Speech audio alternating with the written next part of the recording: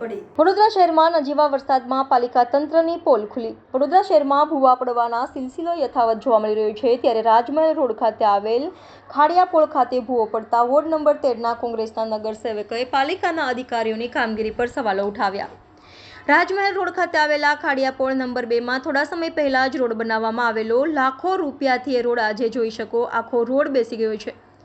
આવી કામગીરી થતી હોય અને આવી રીતે કામગીરી તદ્દન ગેરવ્યાજબી છે। કોઈ જાતનું તંત્ર દ્વારા નિરીક્ષણ કે યોગ્ય રીતે ચકાસણી કરવામાં આવતી નથી, જેને લઈને વડોદરા શહેરમાં ભૂવા પડવાનો સિલસિલો યથાવત જોવા મળી રહ્યો છે। પાલિકા તંત્રના અધિકારીઓ ફક્ત સ્માર્ટ સિટીની વાતો કરી વાહવા લૂંટી રહ્યા છે, ત્યારે પ્રજા વળતર પેટે ટેક્સ ચૂકવી રહી છે, જેની સામે પ્રજાને યોગ્ય સુવિધાઓ મળતી નથી। ત્યારે આજે ફરી એક વખત ભૂવો પડતા વોર્ડ નંબર 13ના કોંગ્રેસના નગરસેવક બાળુભાઈ સુરવેએ પાલિકા તંત્રના અધિકારીઓએ કરેલી કામગીરી પર સવાલો ઉઠાવ્યા છે કે હલકી કક્ષાનો મટીરિયલ વાપરી કામગીરી કરવામાં આવી રહી છે, જેને લઈને આમાં ભૂવા પડી રહ્યા છે। વધુમાં વોર્ડ નંબર 13ના કોંગ્રેસના નગરસેવકે જણાવ્યું કે ખાડિયા પોળ નંબર 2 છે, આ ભૂવો પડ્યો છે, આગળ જ છે, જો આ મારા સ્કૂટરની આગળ।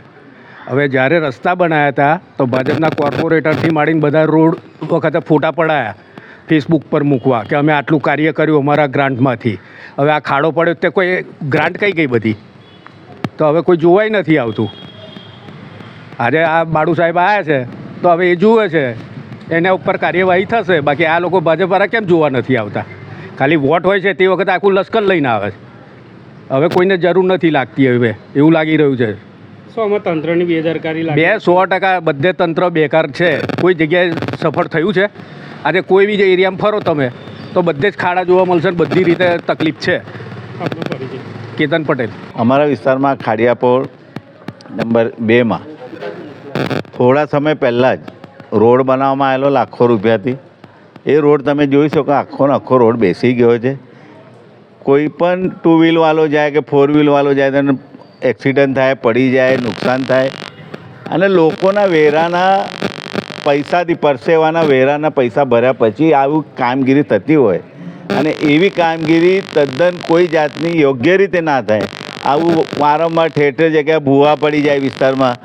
એક તમે આમાં આરવી દેસાઈ રોડ પર ભૂવો પડ્યો છે ભાગ્યોદય કોમ્પ્લેક્સની સામે, આ તમે જોઈ શકો। અને યોગ્ય રીતે કામગીરી ન કરવાના લીધે અને આવું મોટું કામ ચાલતું હોય, કોઈ બી રોડનું હોય, પાણીના લાઇનનું હોય કે ગટર લાઇનનું હોય, તો સુપરવિઝન કરવું જોઈએ। કોઈ સંકલન ન હોવાના લીધે લોકોના વેરાના પૈસા ખોટી રીતે વેડફાઈ રહ્યા છે અને એવું દેખાઈ આવે છે ફક્ત ને ફક્ત કોન્ટ્રાક્ટરોને ફાયદો કરવા આવી કામગીરી કરતા હોય હલકી કક્ષાની। એટલે અમારી એવી માગણી છે કે જે પણ આ કામગીરી કરી હશે એની તપાસ થવી જોઈએ અને ફરીથી આવું કોઈ બી કામ લોકોના વેરાના પૈસાથી થાય તો એ સારી રીતે લોકો એનો સારી રીતે ઉપયોગ કરી શકે ને યોગ્ય રીતે કામગીરી થાય એવી અમારી માગણી।